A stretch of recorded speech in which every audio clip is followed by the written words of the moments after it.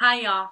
So, there has been many times in my life where people have said to me or said behind my back something about the fact that I get whatever I want, and there must be people that are helping me behind the scenes. My parents are paying my mortgage, yada, yada, yada.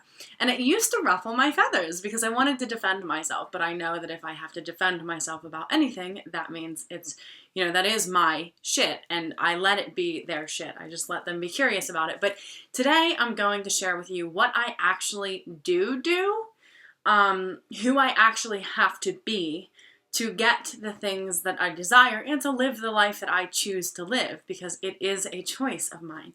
So hopefully this one helps to clarify for those of you who are curious what I actually do. And yeah, do. Awesome, right? And I hope it can help you. I hope that you are willing to be open to this. It's essentially a practical spiritual philosophy that I practice, and I've managed to mince it into words so I can deliver the information to you. So first and foremost, I don't focus on the how, I focus on the what. So when I was 25, I was in a really bad situation and I didn't make a lot of money. I had 2 kids and I really needed to get out of that situation. And I had declared I wanted to buy a house. And my idea in my head was I want a house with 5 bedrooms, hardwood floors, a fenced-in backyard. I knew exactly where I wanted it. And a realtor said to me, "You're never going to be able to find what you're looking for in your price range." And I said to her, "If you want to be my realtor, you're going to have to believe as much as I do that I'm going to get this house." I didn't know what it necessarily looked like, but I knew all of the features that I wanted. And I was really down and out about the fact that I was making $28,000 a year with 2 kids, and everybody was telling me there's no way I'm going to be able to do it. And my boss, I was lucky enough to have a really spiritually evolved boss. He said, "Stacy, focus on what you want. Don't focus on the how. Just focus on the end result." So that's what I did. And lo and behold, I got exactly what I wanted.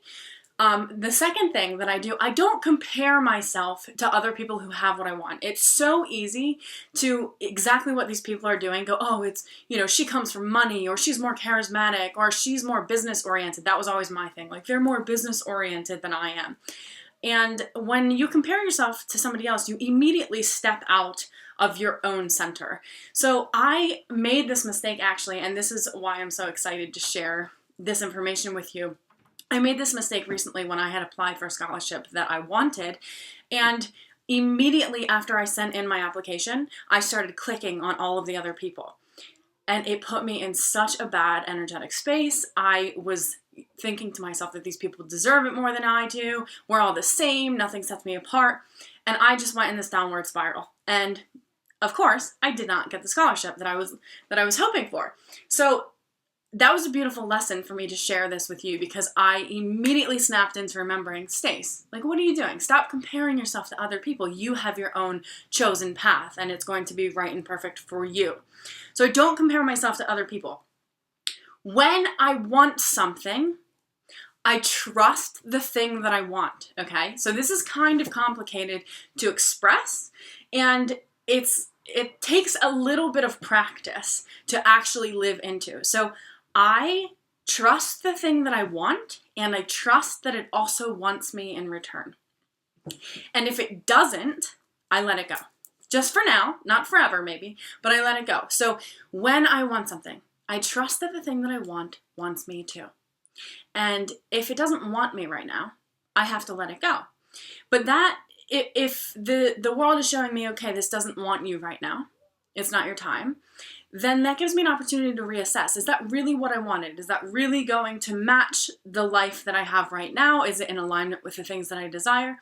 And if so, and I still say, yes, that's the thing that I want, then I keep believing that I'm going to get it no matter what the world shows me. So this has happened to me countless times. I didn't get what I wanted, and 3 weeks later I'd get a phone call and I'd hear, "Hey, Stace, this house that you didn't get is back on the market," or "You didn't get the scholarship, and hey, here's another opportunity to get this scholarship," which is what happened, and here's the story that I'm going to relay to you. So I keep believing, if I design that this is the desire that's right for me, I keep believing that I'm going to get it even if it's not what the world shows me. So in this particular scholarship application that I had recently filled out, where I was noticing other people and comparing myself to other people, I didn't get the scholarship. I had 4 days to come up with thousands of dollars to get into this program. And I, at first, sunk into my, oh, I'm not going to get to go to B school mode. And then I was like, no, you know better. Focus on the end result. So I visualized myself clicking on the videos to go to B school. And I believed that I was going to go to B school. Even the day that it closed, and there was no possibility of me registering anymore and putting out thousands of dollars for B school, I still believed I was going to go to B school. And in the process of this, someone had reached out to me and posted on my Facebook that there was somebody else who was offering a scholarship to B school. And this time, I did everything the right way. I didn't compare myself to all of the other applicants, which there were many, and I'm sure that they all were very deserving. But I didn't compare myself. I didn't get locked into that trap. So I ended up applying for the scholarship, and I asked for signs and symbols. This is another thing that I do. I ask for signs and symbols from God because I believe that I am co-creating with God, and it is up to me and up to God simultaneously to design how this life journey is going to go. I know the things that I want. I don't know necessarily how I'm going to get there. So I didn't see signs and symbols when I was walking in the snow with my kids. I asked for cardinals and I didn't get them. And the day that the scholarship was going to be announced, B school had already closed. I couldn't register anymore on my own recognizance. I woke up and my first image was 2 cardinals. And I heard this voice that said, just trust the cardinals. You got your signs and your symbols. Just trust it and release it. And that's the last thing I do. I release the thing, because when you hold energetically too tight for something, it's like holding your tension in your body. There's no room for anything to come and flow through you. So I release energetically the thing that I want so I can allow it to come through me and to me.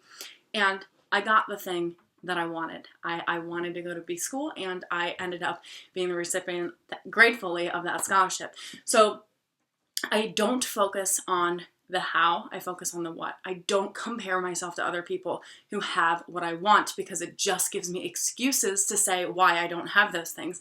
And that's not my path. I trust the thing that I want also wants me, and I reassess if it's really going to be good for me or not at this particular moment in my life. And if it is, I keep believing I'm going to get it, even if the world says there's no way in hell you're going to get it. I keep believing, and it's always shown up for me.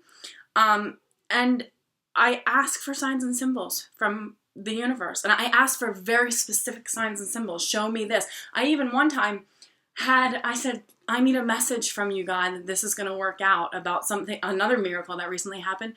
And I literally 5 seconds later drove down the road, and there was this big sign that said, this is the message from God that you've been waiting for. And I was like, holy shit, of course, this happens all the time, but it still amazes me that I am co-creating and co-designing this amazing life. And lastly, I release and I allow. So I hope that this helps you. And if it doesn't and you're watching it, I hope that it clarifies how I actually choose my practical spiritual philosophy for living the life of my own design. So if it helps you, awesome. And if you have a different way of going about getting what you want, share it. I'd love to hear it, because there's plenty out there that I don't know about, and I love other people's inspiration and insight. So share it with me. But for now, I hope this helps. Bye.